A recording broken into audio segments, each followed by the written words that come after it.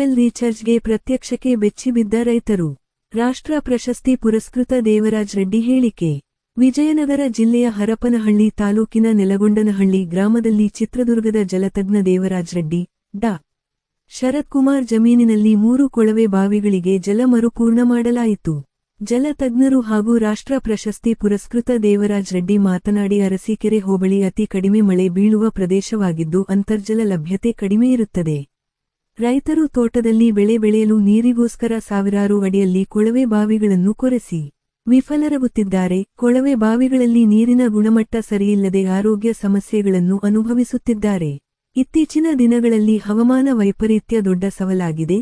ನಮ್ಮಲ್ಲಿ ಬಿದ್ದ ಮಳೆನೀರು ಸಂರಕ್ಷಣೆ ಮಾಡದೆ ಹೋದರೆ ರೈತರು ತೀವ್ರತರವಾದ ಸಂಕಷ್ಟಕ್ಕೆ ಈಡಾಗುತ್ತಾರೆ. ನಮ್ಮ ದೇಶದಲ್ಲಿ ಇಲ್ಲಿಯವರೆಗೆ 6 ಕೋಟಿ ಕೊಳವೆ ಬಾವಿಗಳನ್ನು ಕೊರೆಸಿದ್ದೇವೆ.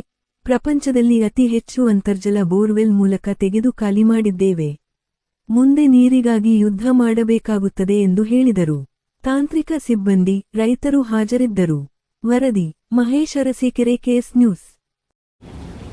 ಕೊಳವೆ ಬಾವಿಗೆ ಜಲ ಮರುಪೂರ್ಣ ಬೋರ್ವೆಲ್ ರೀಚಾರ್ಜಿಂದ ಏನು ಲಾಭ ಅಂತಂದರೆ, ಒಂದು ಅಂತರ್ಜಲ ಮಟ್ಟ ಹೆಚ್ಚಾಗುತ್ತೆ ಮತ್ತು ಗಡುಸು ನೀರು ಸಿಹಿನೀರಾಗ್ತಕ್ಕಂಥ ಒಂದು ಸಂದರ್ಭ. ಈ ಒಂದು ಅರಸೀಕೆರೆ ಹೋಬಳಿಯಲ್ಲಿ ನಾನು ನೋಡ್ತಕ್ಕಂಥ ಬಿಗ್ ಚಾಲೆಂಜ್ ಅಂತಂದರೆ ತುಂಬ ಫ್ಲೋರೈಡ್ ಇದೆ. ನಮಗೆ ಜನಗಳಿಗೆ ಆರೋಗ್ಯದ ಮೇಲೆ ತುಂಬ ದುಷ್ಪರಿಣಾಮ ಬೀರುವಂಥ ಸಂದರ್ಭದಿಂದ ನಾವು ಮರುಪೂರ್ಣದಿಂದ ಇಷ್ಟು ಲಾಭ ಆಗ್ತದೆ. ಭಾಳಷ್ಟು ಜನರು ಪ್ರಶ್ನೆ ಮಾಡ್ಬೋದು, ಡೌಟ್ಸ್ ಬರ್ಬೋದು, ಸರ್ ನಮ್ಮ ಅರಸೀಕೆರೆಯಲ್ಲಿ ಮಳೆನೇ ಕಡಿಮೆ, ಇದು ಬೋರ್ ರೀಚಾರ್ಜ್ ಸಕ್ಸಸ್ ಆಗುತ್ತಾ ಅಂತ ಪ್ರಶ್ನೆ ಮಾಡಿದರೆ ಖಂಡಿತ ಸಾಧ್ಯ ಇದೆ. ಅರಸೀಕೆರೆ ಹೋಬಳಿಯಲ್ಲಿ 1 ವರ್ಷಕ್ಕೆ 1 ಎಕರೆ ಜಾಗದಲ್ಲಿ ನಮಗೆ ಬೀಳುವಂಥ ನೀರನ್ನು ನಾವು ಕಲೆಕ್ಟ್ ಮಾಡಿದ್ರೆ ಏನು ಬೇಕಾದ್ರೂ ಮಿರಾಕಲ್ಸ್ ಕ್ರಿಯೇಟ್ ಮಾಡೋದು. ಇಲ್ಲಿ ಬೀಳುವಂಥದ್ದು 500, 450ರಿಂದ 500 ಮಿಲಿಮೀಟ್ರ್ ಮಳೆ ವಾರ್ಷಿಕ ಸರಾಸರಿ ಮಳೆ. ಕೆಲವು ವರ್ಷದಲ್ಲಿ 800 ಮಿಲಿಮೀಟ್ರ್ ಮಳೆನೂ ಬರ್ತದೆ.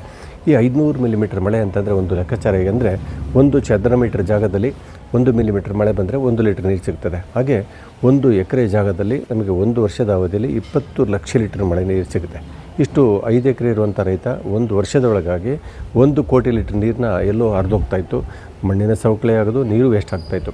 ಈ ನೀರನ್ನು ತಗೊಂಡೋಗಿ ಬೋರ್ ರೀಚಾರ್ಜ್ ಮಾಡೋದ್ರಿಂದ ಖಂಡಿತ ನಮ್ಮ ನೀರಿನ ಗುಣಮಟ್ಟ ಹೆಚ್ಚಾಗಲಿಕ್ಕೆ ಇದೊಂದು ವಿಧಾನ. ಇದರ ಒಟ್ಟಿಗೆ ನಾವು ಕೃಷಿ ಹೊಂಡಗಳನ್ನ ಮಾಡ್ಕೊಬೋದು, ಪಾಲಿಪಾಂಡ್ಸ್ ಅಂತ ಹೇಳ್ತೀವಿ, ಜಮೀನಲ್ಲಿ ಬದುಗಳಾಗ್ತಕ್ಕಂಥದ್ದು, ನೀರನ್ನು ಇಂಗಿಸ್ತಕ್ಕಂಥ ಒಂದು ಕೆಲಸ ಮಾಡಿದ್ರೆ ಖಂಡಿತ ಒಂದು ದೊಡ್ಡ ಮಾದರಿಗಳನ್ನು ಕ್ರಿಯೇಟ್ ಮಾಡಲಿಕ್ಕೆ ಸಾಧ್ಯತೆ ಇದೆ ಅನ್ನೋ ಮಾತನ್ನು ನಾನು ಹೇಳ್ತಾ, ಪ್ರತಿಯೊಬ್ಬ ರೈತರು ಇಂಥ ಒಂದು ಜಲ ಸಂರಕ್ಷಣೆ ಮಾಡುವಂಥ ಕೆಲಸ ಮಾಡಿದ್ರೆ ನೀರಿನ ಸಮಸ್ಯೆಗೆ ಇದೊಂದು ಶಾಶ್ವತ ಪರಿಹಾರ ಅಂತ ಹೇಳ್ಬೋದು.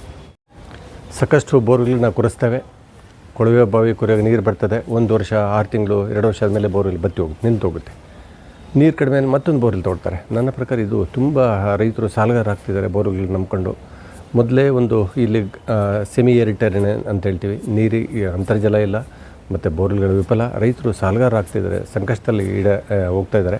ಅದಕ್ಕೋಸ್ಕರ ಈ ಬೋರ್ವೆಲ್ ರೀಚಾರ್ಜ್ ಮಾಡ್ತಕ್ಕಂಥ ಇವತ್ತೇನು ನೀವು ನೋಡ್ತಕ್ಕಂಥ ಡೆಮಾನ್ಸ್ಟ್ರೇಷನ್ ಏನಿದ್ದಿಲ್ಲ, ಶರತ್ ಬಾಬು ಅವರ ಕೃಷಿ ಭೂಮಿಯಲ್ಲಿ ನಾವು 3 ಬೋರ್ವೆಲ್ಗೆ ಮರುಪೂರ್ಣ ಮಾಡುವಂಥ ಕೆಲಸ ಮಾಡ್ತಾರೆ. ಅವರು ಬೋರ್ವೆಲ್ ತೋಡಿನ ಜಸ್ಟ್ 1-1.5 ತಿಂಗಳಾಗಿದೆ.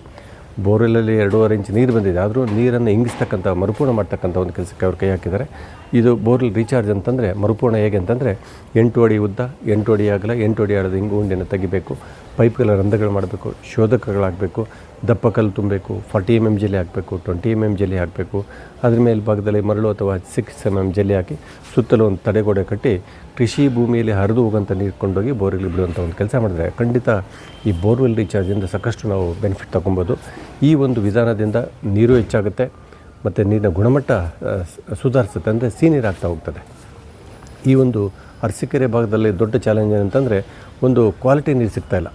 ಹಾಗಾಗಿ ನೀರನ್ನ ಸಿಹಿನೀರು ಮಾಡ್ತಕ್ಕಂಥದ್ದು ಒಂದೇ ನಮಗೆ ಇರ್ತಕ್ಕಂಥದ್ದು ದಾರಿ.